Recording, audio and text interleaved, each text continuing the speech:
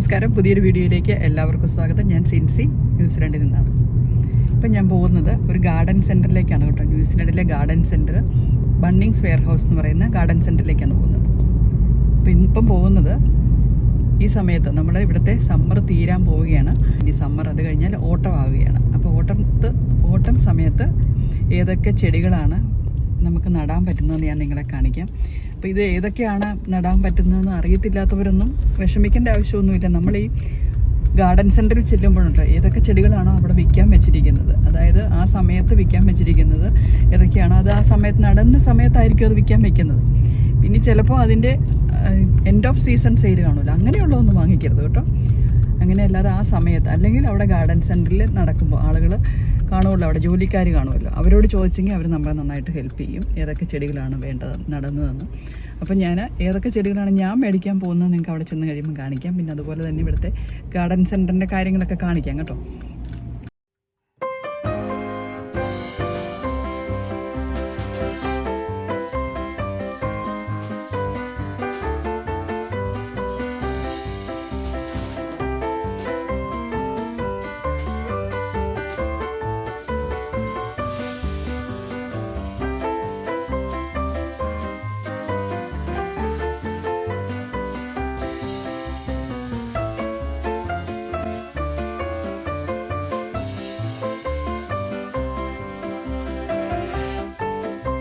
Garden സെൻറ്ററിൽ നിന്ന് വാങ്ങിച്ചതെന്ന് പറഞ്ഞെങ്കിൽ ലെറ്റ്യൂസ് വാങ്ങിച്ചു, ബ്രോക്കോളി വാങ്ങിച്ചു, അതുപോലെ തന്നെ ഗാർലിക് ചൈവ്സിൻ്റെ സീഡ്സ് മേടിച്ചു, പിന്നെ സ്നോപ്പിയുടെ സീഡ്സ് മേടിച്ചു. ഈ 4 കാര്യങ്ങളാണ് കേട്ടോ വാങ്ങിച്ചത്. ഇനി നമുക്ക് ഈ ലെറ്റ്യൂസിനെയും ബ്രോക്കോളീനെയും കൊണ്ടുപോയി നടാം. അതുപോലെ തന്നെ നമുക്ക് ഇതൊന്ന് പാകുകയും ചെയ്യാം, അതിൻ്റെ വിത്തൊന്ന് പാകുകയും ചെയ്യാം. പിന്നെ ലെറ്റ്യൂസിനെ ഞാൻ നടാൻ പോകുന്ന ഈ ചെറിയ ഇതിൻ്റെ അകത്താണ് കേട്ടോ, ഈ പോട്ടിൻ്റെ അകത്താണ്.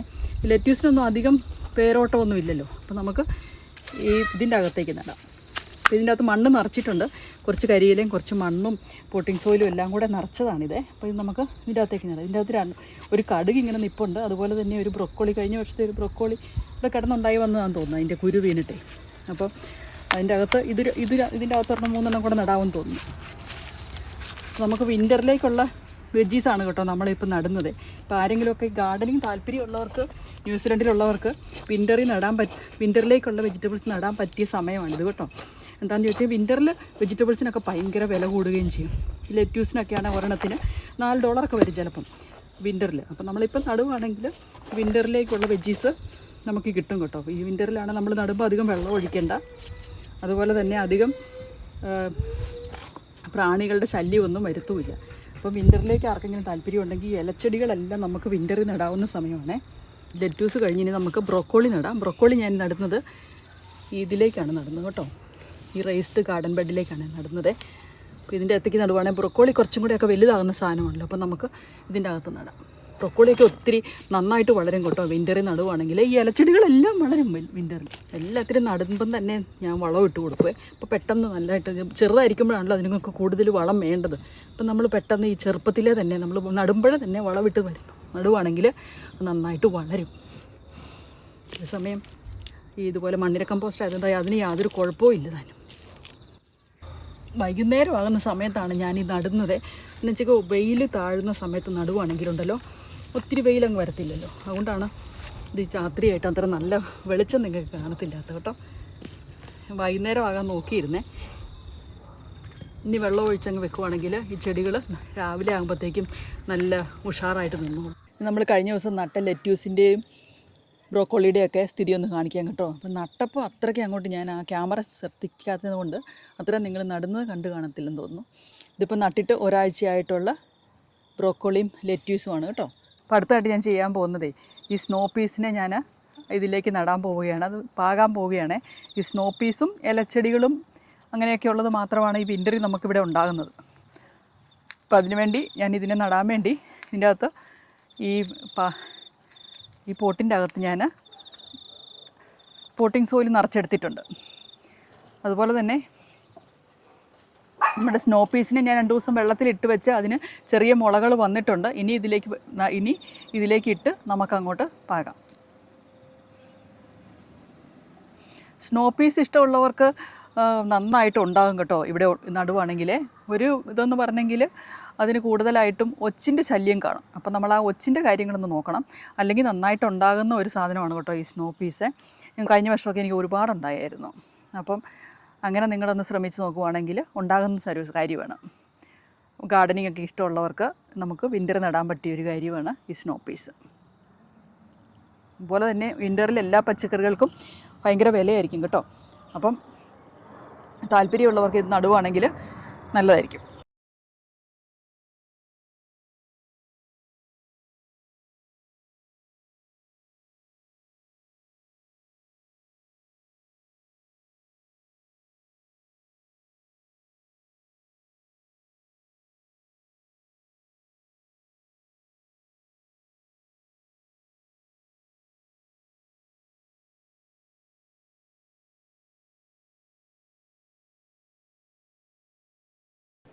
ഇനി അടുത്തതായിട്ട് വിൻ്ററിൽ ഉണ്ടാകുന്ന ഒരു കാര്യമാണ് ഇത് സ്പ്രിംഗ് ഓണിയൻസ് കേട്ടോ. സ്പ്രിംഗ് ഓണിയൻസ് താല്പര്യമുള്ളവർക്കാണെങ്കിൽ ഇതുപോലെ നടാവുന്നതാണ് സ്പ്രിംഗ് ഓണിയൻസ്.